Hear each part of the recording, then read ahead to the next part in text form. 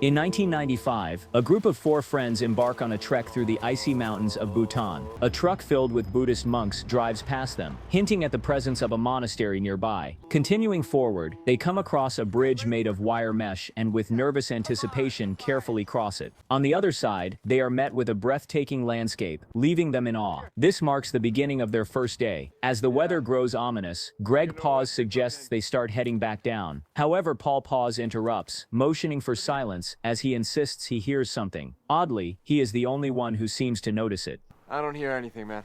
Drawn by the mysterious sound, Paul instinctively moves toward its source until he suddenly plummets into a crevice. His friends panic and scramble to help him. Greg quickly rappels down into the chasm, calling out to Paul. There's no reply, but he finally spots his friend sitting completely still. Approaching cautiously, Greg's flashlight illuminates a massive, perfectly intact skeleton embedded in the rock wall. As he inspects it closer, he realizes the bones don't appear human. What the fuck is this?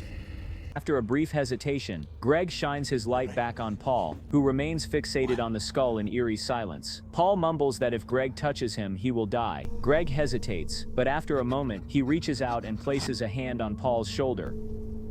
Come on. Paul closes his eyes, his expression void of hope. Tears stream down his face as he gasps for air, his body trembling. Greg attempts to soothe him, speaking gently at first. When Paul refuses to respond, Greg becomes more forceful, dragging him out of the cavern. It's evident that the two share a deep bond. Whatever Paul feared, he didn't want Greg to be entangled in it. He had warned him, but Greg disregarded it, unaware of the consequences. To Greg, rescuing Paul was the only priority. He remained rational and composed, possibly dismissing Paul's words as nothing more than distress. As the storm intensifies, Ruthie Paws manages to spot an old cabin nearby. They take shelter, placing Paul inside and checking him for any injuries or insect bites.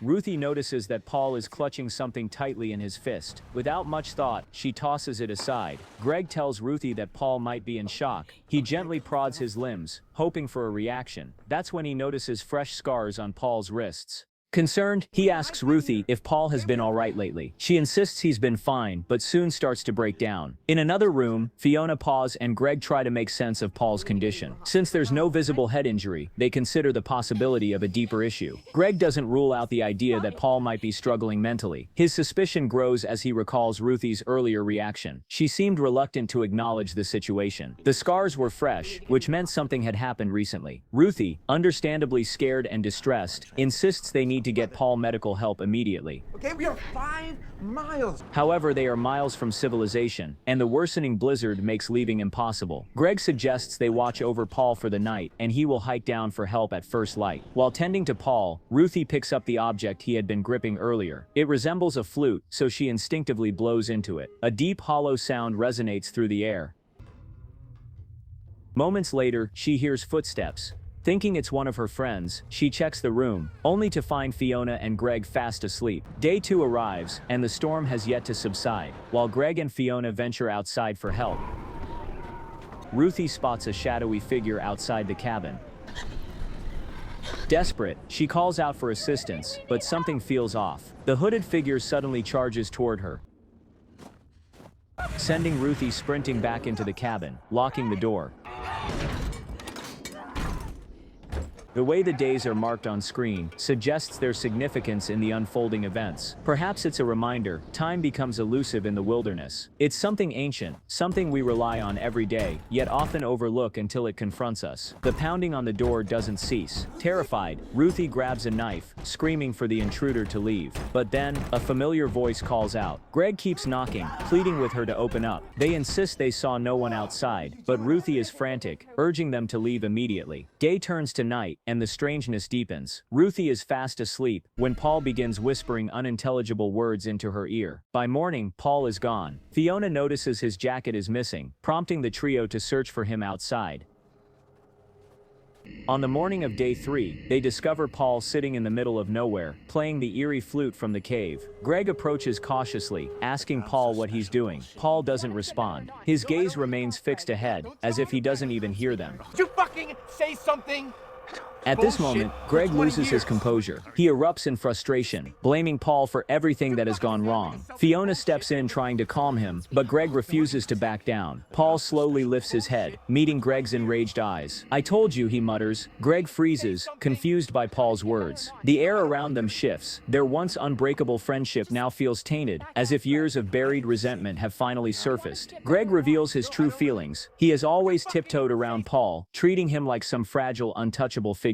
But deep down, he's grown exhausted by Paul's behavior, tired of always being the one to accommodate him. Paul simply stares, and Greg begins to wonder, was that warning from earlier truly just paranoia, or was it something much worse? Then, out of nowhere, Ruthie pulls a knife from her sleeve. In one swift motion, she plunges it into Greg's back and shoves him off the cliff. His scream fades as he plummets to his death. Fiona barely has time to react before she meets the same fate. With their friends gone, Ruthie turns toward Paul. Slowly, she walks toward the edge of the cliff, step by step, until she too disappears into the abyss. Paul remains still, his expression unreadable. He raises the flute to his lips and plays a haunting tune, one that will become an urban legend in the years to come. Fast forward to 2018. James LaSombra Paz is jogging through his quiet neighborhood in Missouri. A faint voice whispers, "Where were you?" over and over. James picks up his pace, running faster.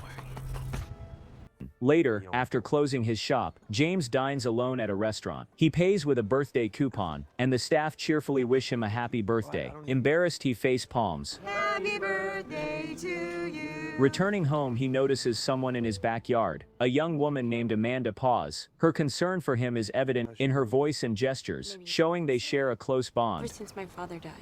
Their conversation drifts to the past, the death of her father. She speaks of how she's been coping, delving into ideas about the power of thoughts and their origins. Then she shifts into unsettling territory, discussing how reality itself may be an illusion. James listens but doesn't understand. Amanda insists that he does. Before they can continue, Amanda's mother calls, cutting their conversation short. That night, James is haunted by nightmares. He sees warm memories of his wife and child. He wakes up breathing heavily. In the bathroom, he takes his medication. His wedding ring sits beside the pills. Allison and Henry, his wife and son, are gone. The visions hint at an accident, a tragedy that still weighs heavily on him. The scene shifts to a quiet home, marked day 1. Amanda's mother, Nora Paz, calls out for her daughter. No answer. Panicked, she reaches out to James for help. When he arrives, they embrace, sharing a moment of silent grief. James searches Amanda's room, finding a chilling message scrawled in blood on the bathroom mirror.